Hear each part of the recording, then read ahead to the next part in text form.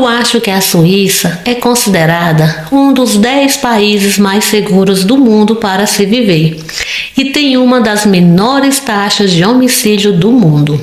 A sensação de segurança que temos por aqui é realmente extraordinária.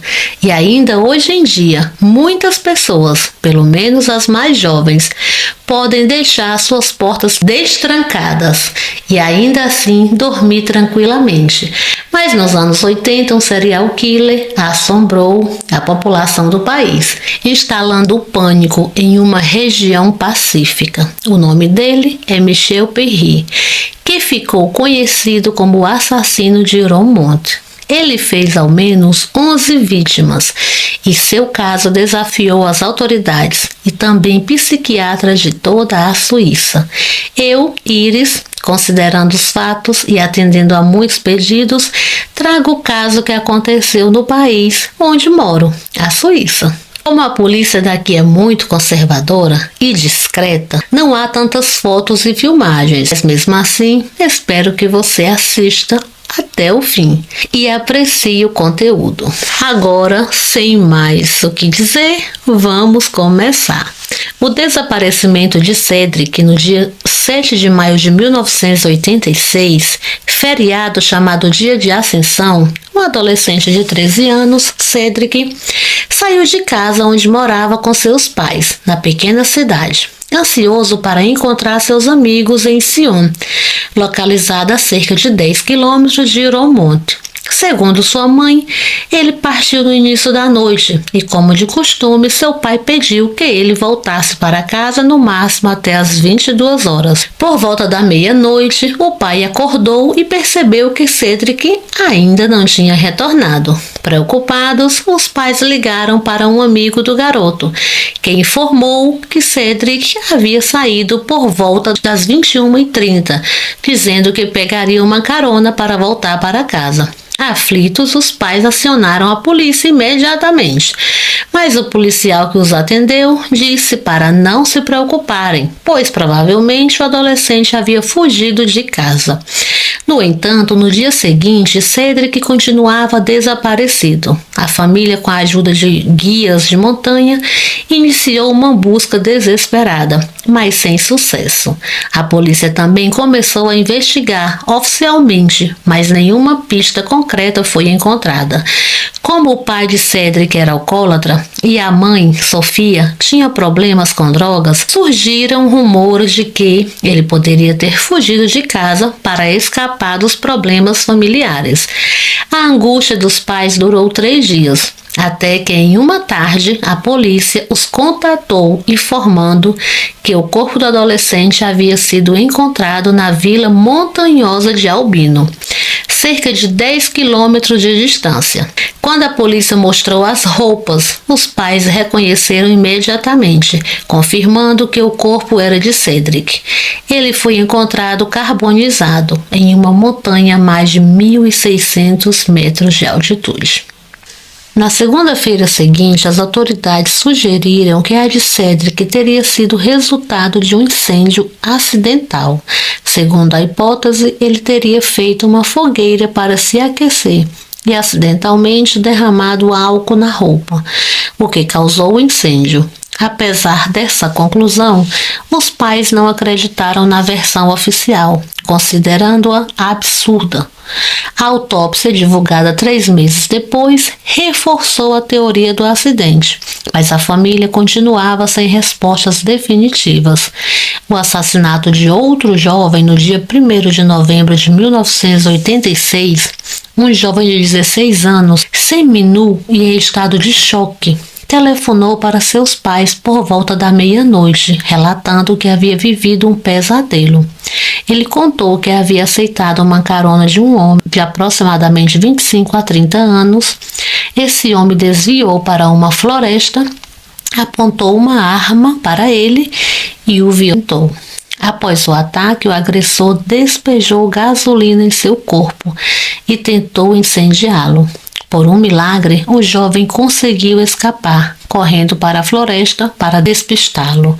No dia seguinte, ele prestou depoimento à polícia e descreveu o agressor como um homem de cabelos encaracolados castanhos, dirigindo um carro de marca Citroën. No entanto, ele não conseguiu lembrar o modelo ou a cor do veículo, o que dificultou o trabalho da polícia, já que a Citroën era uma marca bastante comum na região. 4 meses depois, em 15 de março de 1987, um jovem casal que voltava para casa em uma vila montanhosa parou o carro por um instante. Ao descerem, perceberam algo estranho iluminado pelo farol.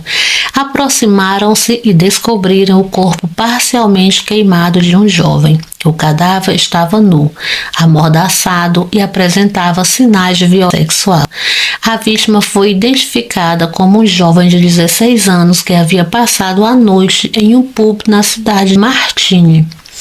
Supostamente, ele aceitou uma carona para voltar para casa. Esse crime chocou a pacata região, conhecida por sua baixa criminalidade. A morte do garoto foi amplamente divulgada pela imprensa, o que levou os pais de Cedric a relacionarem o caso ao do filho. Contudo, a polícia considerava precoce estabelecer uma conexão entre os dois crimes.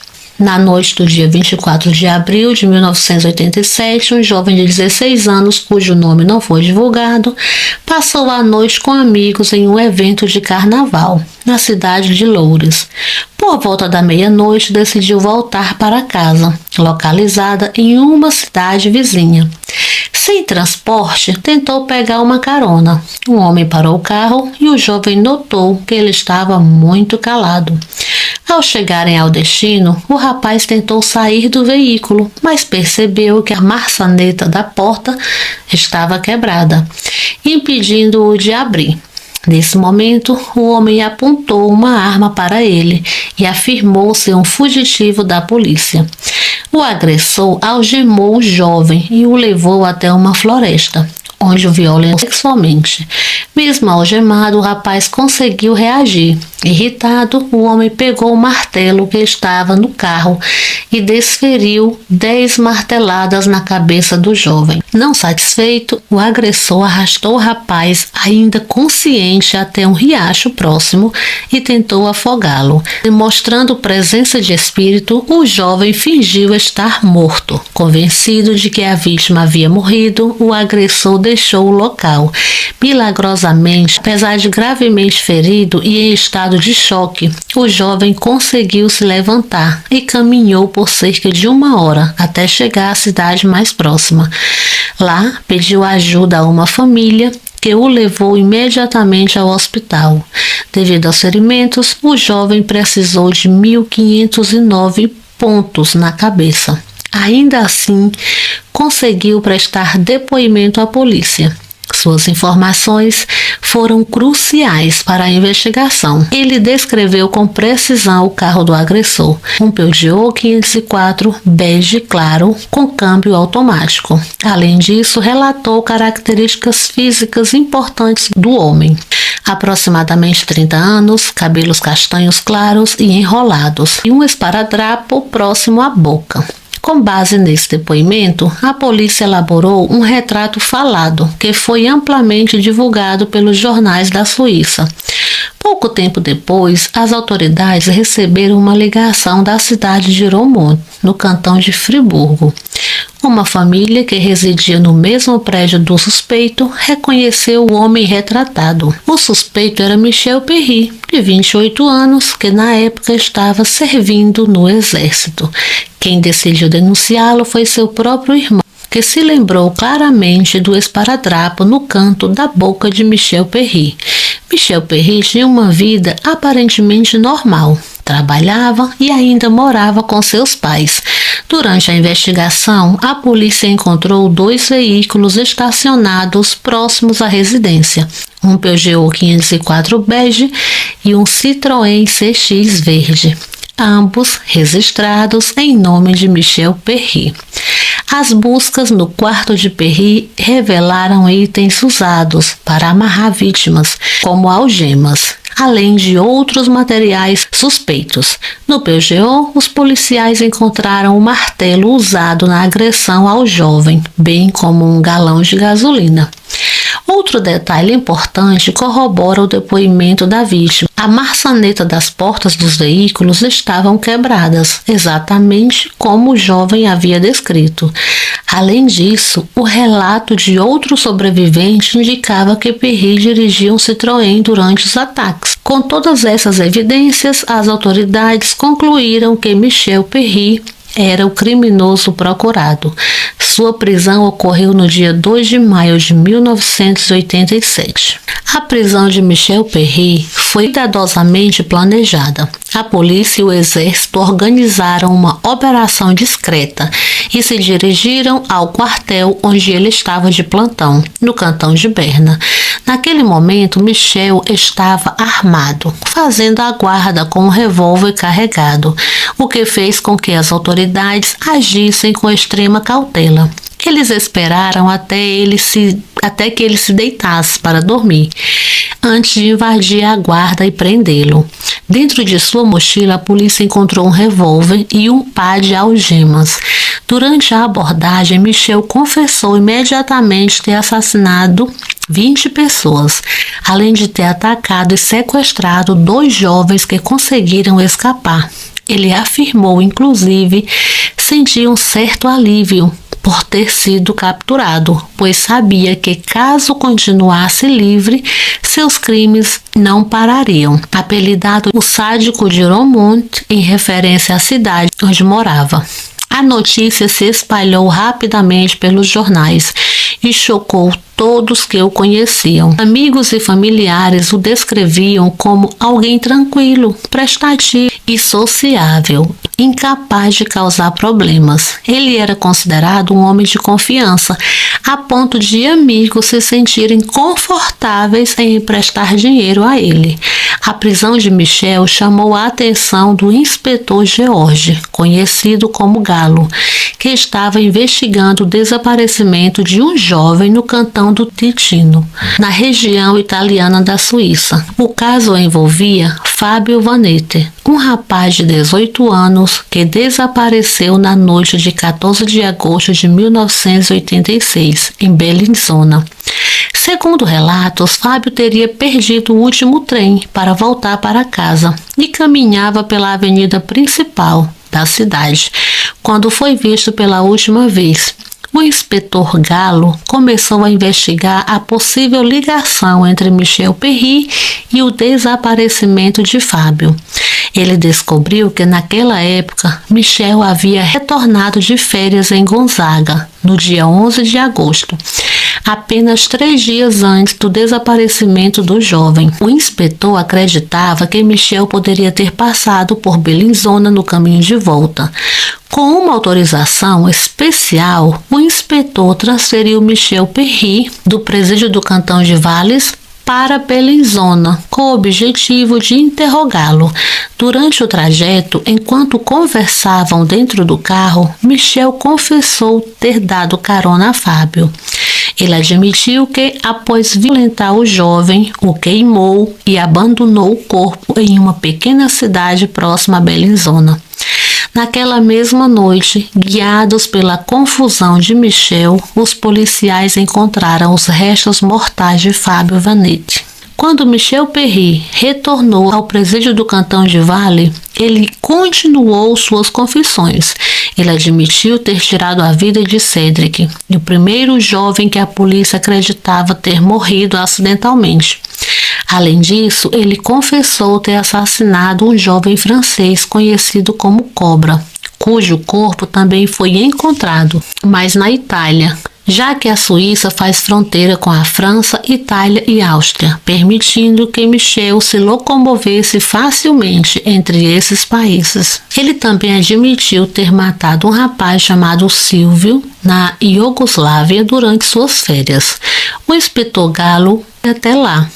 seguindo as coordenadas fornecidas por Michel, mas não conseguiu localizar o corpo. No entanto, o inspetor estava convencido de que Michel estava dizendo a verdade. Michel Perry foi acusado de 11 crimes no total, mas 4 deles, incluindo o assassinato de uma adolescente e de um rapaz na Flórida, e também no Canadá, não tiveram os corpos encontrados. A polícia não tinha como comprovar se Michel estava dizendo a verdade sobre esses casos, nem podia confirmar se os jovens realmente estavam desaparecidos. Michel Perry é até hoje considerado o maior serial killer da história da Suíça.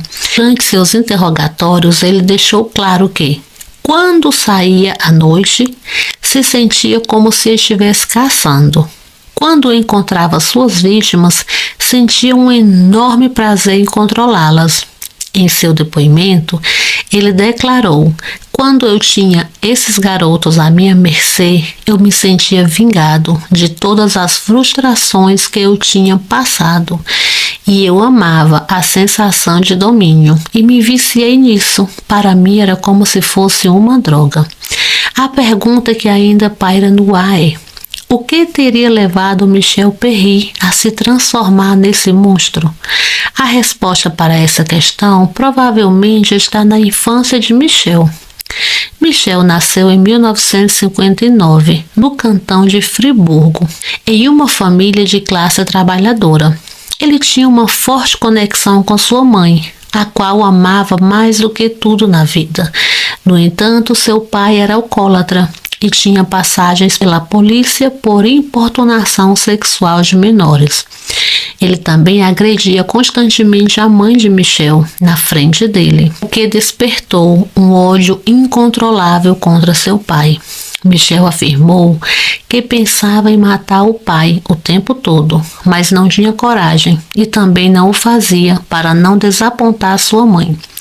Isso afetou seu comportamento na escola, pois ele estava sempre triste e angustiado, enquanto ele via seus colegas felizes e se divertindo. Foi nesse período que começou a sentir um desejo de fazer mal aos outros, não suportando ver as pessoas felizes. Aos 13 anos, ele frequentemente fantasiava sobre machucar seus colegas de classe e começou a descobrir uma atração por outros meninos. Isso fez-se culpar por ser homossexual, e o desejo de fazer mal às pessoas começou a se misturar com o desejo de se relacionar com meninas. Por viver em um cantão católico, Michel sentia que nunca poderia revelar sua sexualidade, pois até hoje, em algumas regiões da Suíça, a homossexualidade é muito estigmatizada. Esse fato intensificou o desejo de se vingar da sociedade. Como não podia falar abertamente com seus pais sobre sua sexualidade, ele decidiu contar para o padre da igreja, onde era coroinha. Infelizmente, segundo Michel, o padre se aproveitou da situação, teve relações sexuais com ele e ainda lhe deu 50 francos. Michel disse que... Agora eu lembrei da música da Mulher dos 50. Ai, Jesus, que triste. Me perdoe. É porque eu lembrei da música dos 50 do motel. Pega aqui seus 50 reais. Ai, Jesus. Voltando. Ok. O padre se aproveitou da situação, teve relações sexuais com ele e ainda lhe deu 50 francos. Michel disse que... Meu Deus, por que eu sou tão mal? Meu Deus, de mim, isso não me pertence isso. Ok.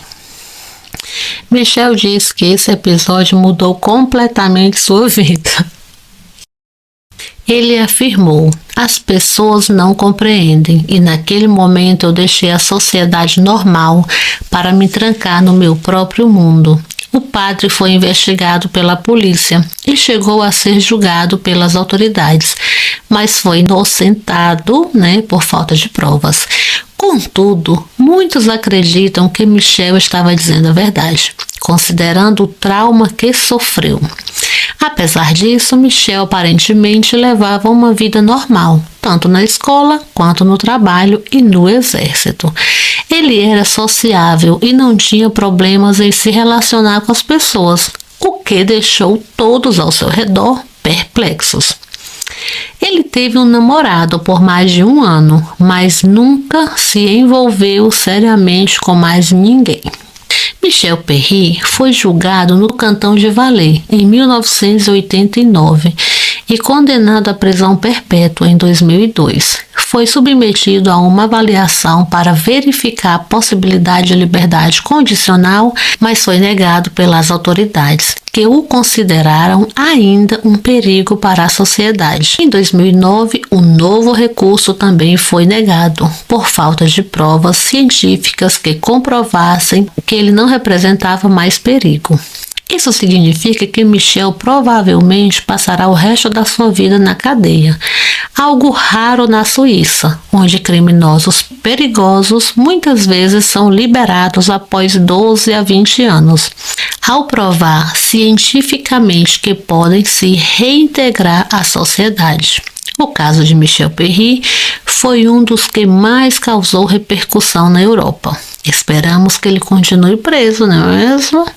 Com isso, vou ficando por aqui. Espero que tenham gostado do conteúdo do vídeo. Se sim, deixa aquele like pra mim.